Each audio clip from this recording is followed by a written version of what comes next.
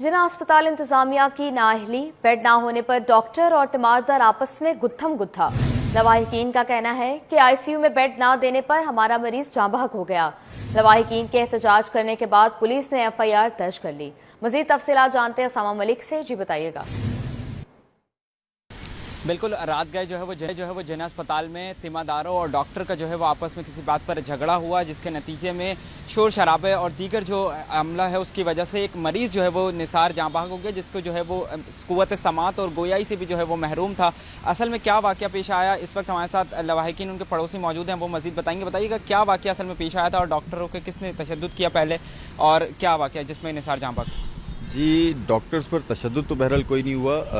Patient की जब तबीयत क्रिटिकल हुई, बुखार की शिकायत पे उसको एडमिट किया गया था। जब उसकी तबीयत क्रिटिकल हुई तो 16 तारीख को एडमिट हुआ। 17 को उसकी तबीयत ज़्यादा क्रिटिकल हुई तो जो जिस वार्ड में 7 नंबर वार्ड में एडमिट था, वहाँ से कहा गया कि इसको आईसीयू की ज़रूरत है, यंग पेशेंट है, रिकवर कर जाएगा।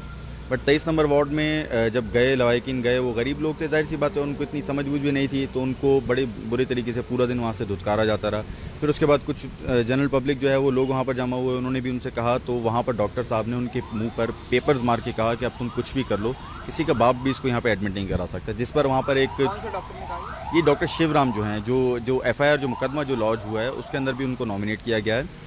फिर उसके बाद वहाँ पर एक इंसिडेंट पेश आया। अच्छा, उसी के दरमियान डॉक्टर्स ने क्या किया, जो अटेंडेंट उसके साथ वाहिद मौजूद था, उसको जेपीएमसी के अंदर भी मारा और उल्टा उसको थाने लेकर आ गए। थाने लेकर आने के बाद उसको यहाँ पर भी मारा और उसको यहाँ पर बंद करवा दिया। अच्छा, डॉक्टर को इल्जाम है कि 10 से 15 अफराद पहले घुसे, उन्होंने तशद्दुद किया, उसके बाद ये सारा मामला जब डॉक्टर ने पेशेंट के लवाहिक जो थे, मीर साहब मौजूद थे, उनके मुंह के ऊपर पेपर मारे, तो जाहिर सी बात है जनरल पब्लिक थी। अब उसमें से किसी ने क्या किया उसके बारे में तो हम कुछ नहीं कह सकते।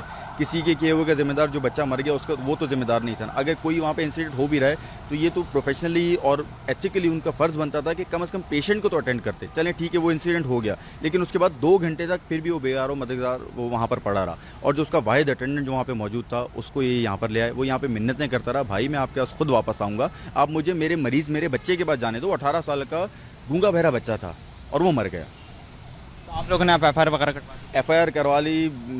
शुक्र है कि 9 घंटे के लगातार एहतजाज के बाद मैयत यहाँ पर हम रख कर एहतजाज करते रहे पूरी रात, और सुबह जाके कोई 8 बजे के करीब, 7:30 से 8 बजे के करीब एसएचओ साहब ने हमें एफआईआर करवाने का वो कहा और हमें एफआईआर करा के। तो आप लोग का मुतालबा क्या है अब?